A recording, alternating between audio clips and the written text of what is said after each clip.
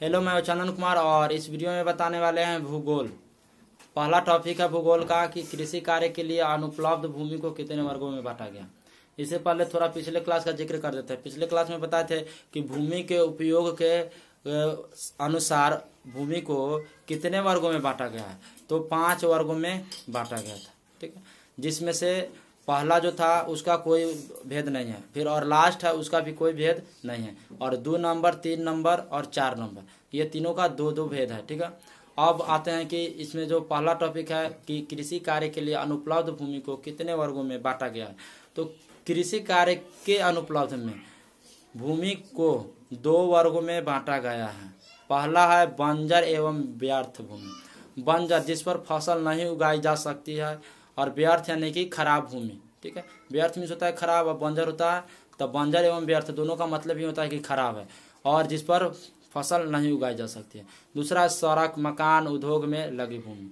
और दूसरा जो रूप है वो कृषि कार्य के अनुपलब्ध में है। ठीक है, इसलिए इसको 2 वर्ग में बांटा गया। तो ये कृषि तो हो ही नहीं सकता है दोनों में। तो पहला खराब है, तो जो व्यर्थ है बंजर है, और दूसरा है सड़क, मकान और उद्योग में लगा हुआ भूमि है।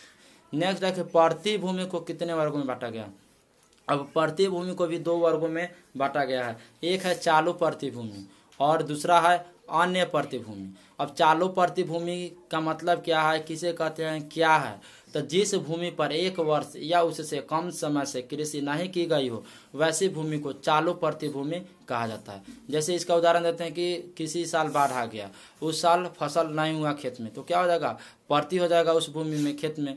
तो जब प्रति हो गया तो क्या हो जाएगा, फिर अगले साल जब बाढ़ कम होगा तो गेहूं के सीजन में क्या करेंगे, गेहूं की फसल को उगाएंगे, तो क्या हो गया, उस पर साल भर से कम का ही प्रति था, तो वो चालू प्रति भूमि हो गया।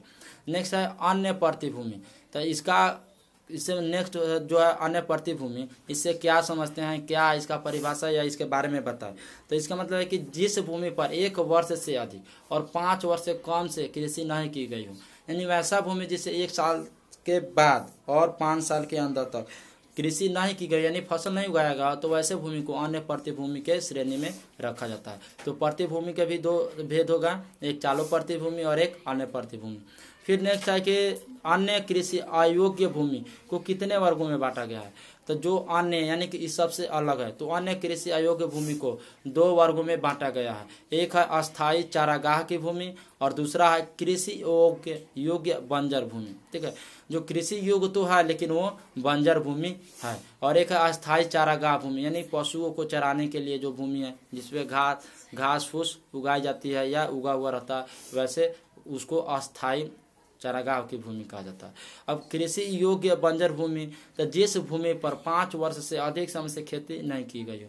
अब किसी कारणवश किसी के भूमि है, उस पर खेती ही नहीं हुआ है, और कब, तो 5 साल से अधिक तक खेती नहीं हुआ, कृषि नहीं हुआ, तो वैसे भूमि को कृषि योग्य बंजर भूमि के रूप में जाना जाता है। सो इस तरह से इस वीडियो में इतना ही टॉपिक था। फिर मिलते हैं अगले टॉपिक के साथ अगले वीडियो में।